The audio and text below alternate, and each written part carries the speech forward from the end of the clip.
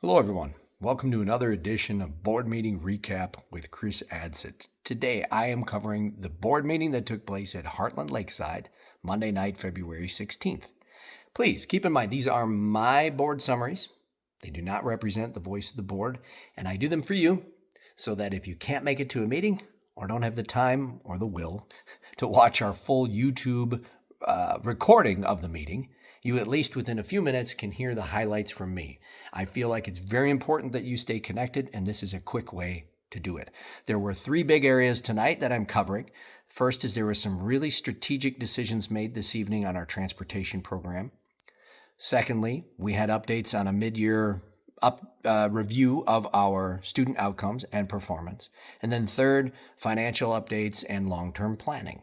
If you stick around to the end, there's a little surprise for you. So don't cheat and fast forward now. Hang with me for a little bit. I promise you it'll be informational. I have good news to report. Our students are performing well above the national averages in both reading and math. We're seeing good growth year over year, and we're doing it through a coaching model. So, how did we get here?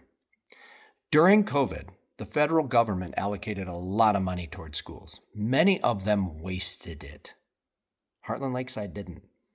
We brought in this coaching model of getting specialists in that help our teachers and students to really maximize their performance, both in the craft and then again with the students. And these coaches have been incredible. So when it's called ESSER funds from the federal government ran out, the district made a strategic play to keep those professionals employed because we were seeing the output differences, and we continue to see it. And we continue to see how we are performing year over year better than the averages. So big shout out to the staff, the teachers, and the administration for continuing this program. Every meeting, I always give you the updates on donations. This month, I'm pleasantly surprised and happy to share that the Heartland Lakeside Education Foundation, also known as online HLEF, donated approximately $22,000 to the district. If you're not familiar with them, they're a nonprofit organization that works with the district for fundraising and fun activities for our kids, our teachers, staff, and then they give the money raised back to the district. They do it through micro grants and major grants, and even the students can apply for some of these major grants. And it helps cover extracurricular or extra costs that weren't initially budgeted for. If it's a special curriculum or a special event, our Glow Party, they help subsidize some of the cost for the kids so that everybody has an opportunity to enjoy some of the festivities that we have. So big shout out to you. Thank you. If any of you are considering donations to our district, if you donate to the HLEF, being a non-for-profit, it is a tax-deductible donation. So again, thank you, HLEF, for everything that you do. Now, there were two big things that happened in transportation. If you've been following me or following our district over the years, you've probably heard that our transportation program has been in a little bit of a flux. And so the first thing we did tonight is the board voted to amend our consortium agreement with Arrowhead and the other feeders. We all worked collectively together to reduce transportation costs to end that agreement. It was on a really poor cycle. The contract wasn't good. And what this does is it breaks us out of it. All the feeders are being presented with the option to terminate the agreement in 2 years. What that does, it'll open up better control for us to govern our own area and then set up more strategic partnerships with other feeders that maybe have better scheduling that works together with routes and buses. So it actually provides us with more flexibility and better control to take care of our kids the way that we need to and our schedules the way that we need to. The second portion of the transportation choices that happened tonight, or I should say decisions, was on our pay to ride program. Now, if you have no idea what I'm talking about, I'll give you the real quick cliff note. Statutorily, districts are required to provide busing for all families and students that live outside of 2 miles from their resident school. If they're under 2 miles, we still can provide transportation if you're in what's called a hazardous zone, not determined by us, determined by Waukesha County and then applied for through the state. That the district pays for 100%. Now, a pay-to-ride program is not available in all districts. We've had it for a few years, but it was a little messy.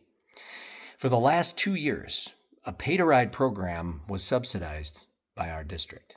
That means that the cost of each student being on the bus was absorbed. The majority of it was absorbed by our district, our taxpayers. And the reason that the board had opted to do that a couple of years ago and then maintain it last year is the transportation program as a whole was still undetermined. We didn't know where it was going. We didn't know what it was going to cost. We didn't know if we'd be able to remove the shuttle transfer over at North Shore Middle School.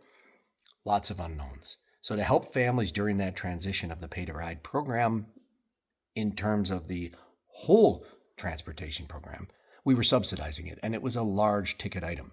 Now that we have an end in sight, we know where we're going, and we have a pretty good idea on costs. We also know that costs are going to continue to rise with fuel surcharges and new arrangements with scheduling.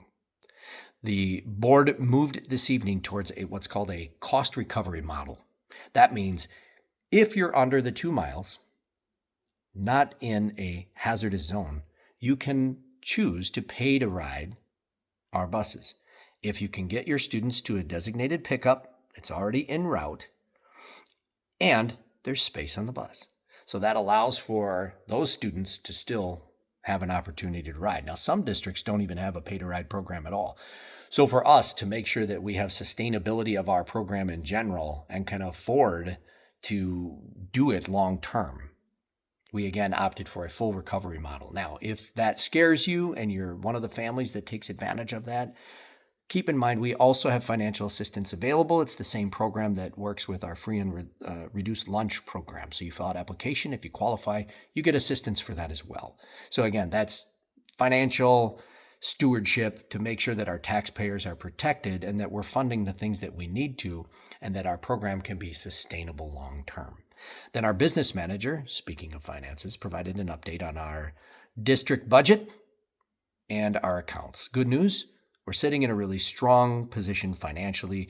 We just got our deposit from the tax rolls. So we're sitting at a strong place. And why is that important? Because we don't get money every month like a business. We don't bill people every month for things. We get pretty much 2 big dumps of money that come in, and then we have to make it last the entire year. The good news is, as a percentage of our operating budget, it's very healthy. So we're able to do some things going into the next part with some capital improvements that are happening this year.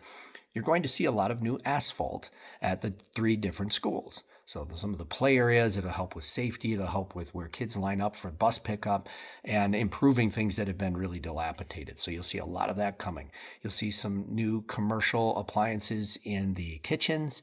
We had to repair big repairs on some plow trucks and just some other maintenance. So again, we're always working to be proactive and do good improvements. And then finally, I provided 2 updates during the board president update, and one was on open enrollment happening at Arrowhead. If you're not following Arrowhead, it does apply to us a little bit. Arrowhead has considered reducing their open enrollment program down to only allowing for the feeder district. So they voted for 36 open spots, which pretty much covers all of the 8th grade feeder districts from outside of Arrowhead so that they can go there. But they're also considering a change in their philosophy because they want to get to a 1 building. To get to a 1 building, it's very difficult. Their student count is too large with the open enrollment. So the thought process is if they can reduce their enrollment enough to get under 1 roof, the efficiencies, the safety, the duplication of services, everything gets better. Nothing has been decided. No vote has been taken. There are only these ideas that are floating out here. And until the operations are explained and the finances understood, I think that's still going to be coming in the future. So we'll see. So keep an eye on it. I'll continue to report on it. Also, I promised you a little surprise at the end. So the last thing is the next board meeting is March 23rd, Monday night. I'm pretty sure it's the 23rd. Check that Monday. Hopefully my mental calendar calculator is correct. But at that meeting, it starts at 5:30, a little earlier.